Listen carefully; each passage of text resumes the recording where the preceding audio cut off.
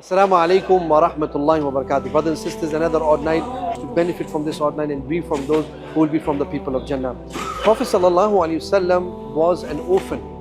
He knew the difficulties and the challenges an orphan child would go through.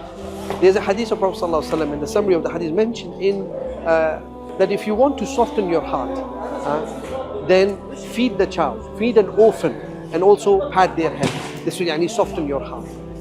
These children are our children. These children who have lost their families, lost their parents, lost their father in Gaza, they are our children. Try to send food packs for them. For these food packs, inshallah, one way or another will go to them. From them, people there will be who will benefit from them. May Allah subhanahu wa ta'ala accept it from all of us and allow us to be from those who feed the poor and the needy and orphan out of love of Allah. Jazakumullahu khair. Assalamu alaikum.